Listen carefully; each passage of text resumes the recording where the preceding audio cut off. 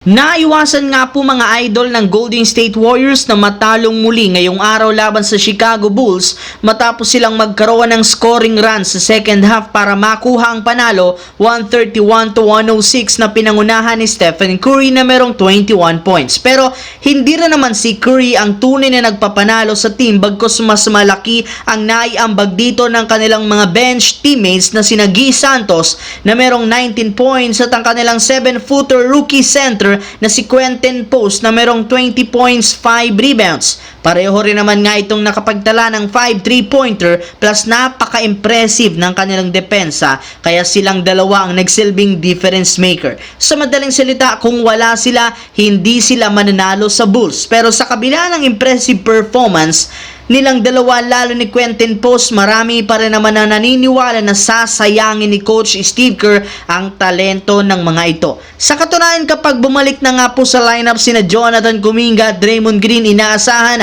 na mababangko at mawawalan na naman sila ng playing time na siyang magpapabagal sa kanilang improvements. Samantala, kumpirmado ni Shams ng ESPN na kahit man nagkaroon ng Lakers ng impressive performance laban sa Boston Celtics, hindi pa rin naman sila kontento sa lineup. Alam nga po ng front office na meron silang kahinaan at kailangan nilang mag-improve kung gusto nilang maging competitive. Sa katunayan, may lumabas nga pong balita na patuloy pa rin namang kinakausap o tinatawag ni Rob Pelinka ang Utah Jazz para lamang makuha sa isang trade.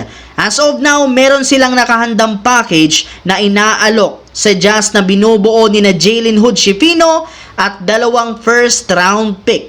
Ngunit base isang insider, hindi pa rin naman nagkakasundo ang Lakers at Jazz sa trade offer kay Walker Kessler since nagde-demand ang Jazz na isa pang player at draft pick na ayaw rin namang ibigay ni Pelinka. Kaya nakatenga nga ngayon ang ginagawang trade negotiation ng dalawang ito. Pero inaasahan na magkakaroon ulit sila ng usapan sa mga susunod na araw hanggang sa magkasundo sa isang trade. Samantala, sa pagsisimula nga po ng season, sinabi na ng OKC Thunder na isa sa mga plano nilang gawin ay ang mabawian ang Dallas Mavericks matapos silang ilaglag nito last year. Ngunit kahit gaano kadesidido ang OKC na talunin ng Dallas, hirap pa rin naman sila. Sa katunayan, natalo pa sila ngayong araw laban sa napaka-undermanned na lineup ng Dallas. Kaya nagmumukha nga po na pinaglalaroan na lamang sila nito sa tuwing nagkakatapat sila. Tinalo lang naman sila ng Dallas ng 3 beses sa huling 4 na laro at meron silang 2-game lose streak sa kanilang regular season series.